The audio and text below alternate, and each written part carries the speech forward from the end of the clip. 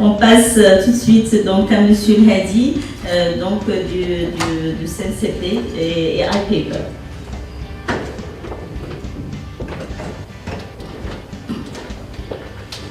Bonjour tout le monde.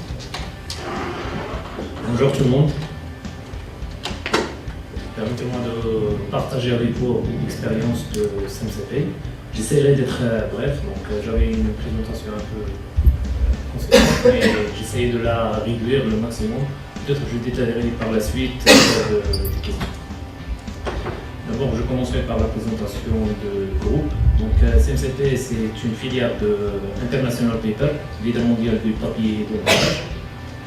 IPS a été fondé en 1898, emploie près de 58 000 personnes à travers le monde. Il est présent dans 24 pays. Son siège est basé à Memphis. Son chiffre d'affaires en 2014 est de 24 millions de dollars répartis sur le continent, comme vous le voyez sur le schéma. Ses activités principales, c'est l'emballage industriel, l'emballage de vente et le papier d'impression et la pâte. CNCP est rattaché à la région EMEA. Donc le groupe CNCP qui est constitué par 3 sites, la papeterie basée à Kénitra, la caisserie à Casablanca et une caisserie à Agadir. En fait, la papeterie c'est pour la production du papier et ça se transforme au niveau des caisseries pour avoir des caisses d'emballage.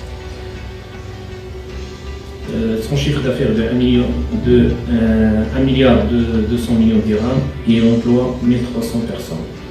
Ce qui concerne la papeterie qui est basée à Kénitra, donc son chiffre d'affaires de 550 millions de dirhams, sa production de 110 000 tonnes par an, qui est constituée de papier couché et non couché et de papier recyclé pour ondulé. Emploie 420 personnes et certifié ISO 9001 et label CGM, ce qui concerne la responsabilité sociétale. Donc pour la papeterie, la production de papier est divisée en 2 parties. C'est le papier couché, ce qui fait l'emballage comme le sucre de Cosumar, comme le thé, la pâtisserie, la pharmaceutique. Par contre, pour le papier ondulé, c'est tout ce qui est industriel et les caisses pour l'agrumes et pour l'agriculture. Donc, comme la plupart de vous le connaissent, l'industrie papier est généralement décrite comme une industrie énergivore, similaire aux cimenteries et sucreries. L'énergie représente le 2e poste de dépense derrière la matière première. Le coût représente 20 à 25% du coût de revient du papier. La consommation totale d'énergie d'une papeterie est de l'ordre de 2000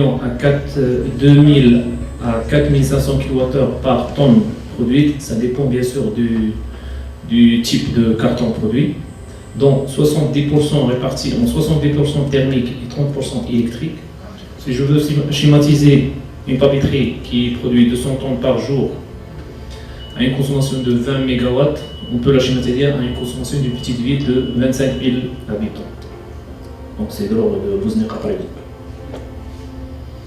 Alors pour la répartition des sources d'énergie de l'usine Kénitra, donc on voit sur le schéma qu'il est réparti en 22% électrique, représente 64 GWh par an, et 230 GWh par an de thermique.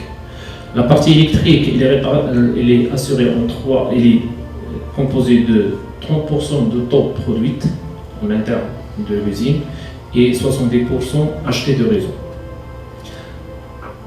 Pour le thermique, elle est répartie en 20% fuel et 80% gaz. C'est du gaz local de la zone de RAP. Donc pour nos projets d'efficacité énergétique, on a essayé de scinder l'usine sur 5 centres de consommation énergétique. Donc la préparation de pâtes, qui représente 35% électrique, la section formation de papier, 10% de l'électricité, section presse, 20%, et la sécherie, c'est 100% thermique et 25% électrique. Et le reste, c'est des utilités de 10% électriques. Donc, Donc là, on avait plusieurs projets, mais j'essayais de résumer les projets phares qu'on a fait. Donc, ce qui concerne la partie préparation de pâte, on a travaillé sur le changement de la géométrie de la grille de l'hydrapulpeur. C'est une grosse monimix où on fait désintégrer le papier pour le rendre en fibre. Là, on a passé à des géométries de grille optimisées au lieu de standard. Donc, ceci nous a permis de réduire moins 40% sur la consommation électrique du moteur. On a deux hydrapulpeurs et des grosses moteurs. La même chose sur la partie raffinage. Donc là aussi, on a optimisé le raffinage de nos PPO. Mais au lieu d'utiliser des fois le raffinage, on utilise le dépastillage. Et ceci nous a permis de réduire la consommation électrique de moins 45%. Pour la section formation, donc là aussi, on a travaillé sur la formation de la feuille en utilisant des produits chimiques au lieu des méthodes conventionnelles.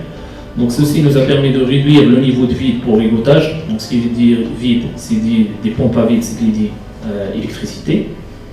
Et aussi ça nous a permis d'éliminer la caisse à vapeur, donc ça veut dire la consommation de vapeur. Donc l'amélioration aussi de garnissage des rouleaux, donc comme ça on évite les pertes par glissement et ça nous a permis de réduire moins de 10% sur la puissance absorbée. Pour ce qui concerne la section presse, là aussi c'est un gros centre de consommation électrique. Donc là on a commencé par l'installation d'une presse à savon. C'est des gros rouleaux où elle sert à essorer le papier entre deux feutres. Donc là, l'essorage, s'il y a des rouleaux, donc standard, le contact c'est une ligne droite. On peut l'assimiler à une petite largeur de maximum 1 centime. Par contre là, la presse à savon, ça permet d'élargir le nid jusqu'à 20 centimes. Donc comme ça, nous a permis d'augmenter la siccité, donc et ça veut dire réduire l'eau par essorage avant d'entrer à la sécheuse. Monsieur Hadi, vous avez 2 minutes. Très bien. D'accord. Le projet phare pour cette section de presse et qui est récent, c'est de remplacer les pompes à vide conventionnelles. Donc on avait à peu près 7 pompes à vide, dont le moteur électrique dépasse les 250 kW. Là, on l'a remplacé par une nouvelle technologie qui a permis de réduire l'électricité de moins 35%. Donc d'une part réduire l'électricité, d'autre part réduire les variabilités et aussi réduire les coûts de la maintenance. Donc ce qui concerne la sécherie, là aussi on a fait des investissements qui nous a permis, donc je parle rapidement. Alors pour la partie production d'énergie, donc on a fait des travaux sur la chaufferie. Donc ça nous a permis d'augmenter le rendement de la chaudière. Donc ce projet a été achevé en 2012. Comme vous le voyez sur le diagramme, vous voyez à partir de 2011, on a commencé à réduire notre consommation énergétique. Donc jusqu'à ce qu'on n'en resté qu'avec le gaz, autant que le fuel augmente en prix, donc vous voyez que la partie fuel se réduit. Jusqu'à ce qu'on n'en resté qu'avec le gaz. Ce qui concerne la facture électrique, avec les projets que je viens de citer, et même en plus, il y avait l'installation des variateurs de vitesse pour les gros moteurs, comme ça a été déjà évoqué par mon collègue, il passe les 25 à 30% de réduction. La gestion est suivie de la compensation de COSFI par les batteries de compensation et la gestion de la puissance souscrite pour éviter les pénalités par délestage. L'étude et l'optimisation de puissance souscrite pour réduire les charges fixes. Tout ça, ça nous a permis de réduire notre consommation de la facture électrique de 7% et de 10% sur la puissance souscrite. Donc, on avait une puissance souscrite de 10,5 MW, on a passé à 9 MW aujourd'hui. Avec la baisse du prix du fuel, on a essayé de profiter en démarrant les groupes électrogènes. On a des groupes électrogènes de 6 MW. Donc là, comme vous voyez sur la courbe ici, donc le prix de fuel, le prix de kilowattheure produit par le groupe électrogène dépend du prix de fuel. Aujourd'hui, on est presque à 3000 dirhams à la tonne de fuel. Donc là, on est largement en dessous du prix de kilowattheure dans les heures de pointe. Donc ceci, ça nous permet de faire une réduction de la facture électrique de 5% supérieure à 150 kWh par an. Donc à peu près 2 millions de dirhams par an. Un projet qui intègre l'efficacité énergétique et l'environnement, c'était la STEP. Donc on a installé une STEP dont l'objectif c'est de réduire la consommation d'eau de 50%, respect des normes de rejet liquide en vigueur et l'utilisation du biogaz pour l'alimentation en partie de la chaudière, en assurant 3% de notre consommation de gaz. Donc là, la station a été inaugurée en 2012 par le ministre de l'Énergie. Donc vous voyez que on avait une consommation d'eau en 2010-2011 de 12 000 m3 par jour. On l'a réduit à partir de 2012 à la moitié. Donc comme ça, on fait recycler les eaux, les rejets traités, on fait recycler même les fibres qui étaient rejetées à l'époque, et on utilise le biogaz par le digesteur vers la chaudière. Bien. Le dernier slide, c'est concernant le tableau de bord de l'efficacité énergétique, de le suivi des consommations énergétiques. Donc bien sûr, une meilleure connaissance de la façon dont l'énergie est utilisée permet de déceler les gisements d'économie d'énergie. Et ceci se traduit par les tableaux d'eau que vous voyez ici. Donc chaque jour, on suit notre consommation, on essaye de redresser les dépassements. Merci beaucoup.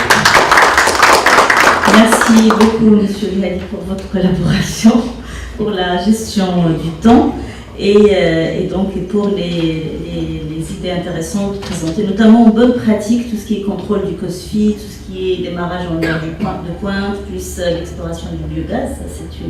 Donc merci beaucoup, je suis sûre qu'il y aura pas mal de questions sur ces sujets.